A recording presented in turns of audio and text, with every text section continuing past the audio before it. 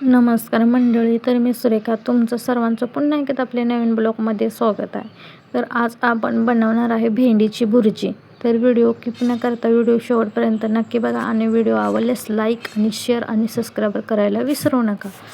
तर इथं आपण भेंडी घेतलेली आहे. ही भेंडी 2-4 पाण्याने स्वच्छ अशी धुवून घ्यायची बरं का. तर भेंडी धुवून घेतल्याच्या नंतर एका रुमालाने छानपैकी अशी पुसून घ्यायची आणि त्यानंतर आपण कट करायला घेऊया.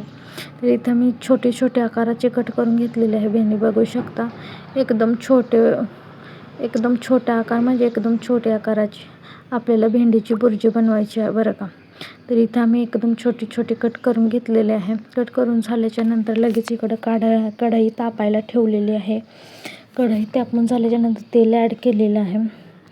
तेल छानपैकी असा ॲड करून घ्यायचे. तेल गरम होऊन द्यायचं, छानपैकी असं तेल गरम होऊन द्यायचं. तर इथं तुम्ही बघू शकता छानपैकी आपलं तेल पण गरम झालेलं आहे. त्यानंतर लसूणाच्या पाकळ्या आपण ॲड केलेल्या आहे.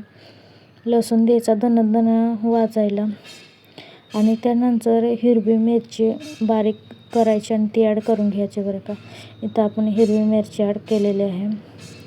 हिरवी मिरची ॲड करून झाल्याच्या नंतर थोडंफार आपण 2-4 मिनटं असं परतून घ्यायची बरं का. तर इथं तुम्ही बघू शकता छानपैकी हिरवी मिरची आहे त्याला आपण भाजून घ्यायचे. त्यानंतर भेंडी ॲड करायची. भेंडी ॲड करून झाल्याच्या नंतर तुम्ही बघू शकता छानपैकी अशी भेंडी सर्व ॲड करून घ्यायची. तर इथं मी भेंडी सर्व ॲड करून घेतली बरं का. आता ती भेंडी छानपैकी अशी परतून घ्यायची. तर तुम्ही बघू शकता छानपैकी अशी भेंडी आपण परतून घेऊया. आणि भेंडी एकदम सुटसुटीत झाली पाहिजे, नाही का, भुर्जीसारखी काहीच बदल नाही.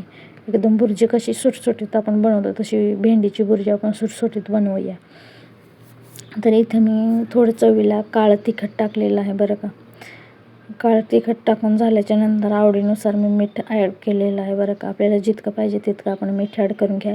आणि कसं भेंडी तिखटच चांगली असते बरं का. तर इथं आपण छानपैकी असं जो मसाला आहे तो मसाला ॲड केलेला आहे.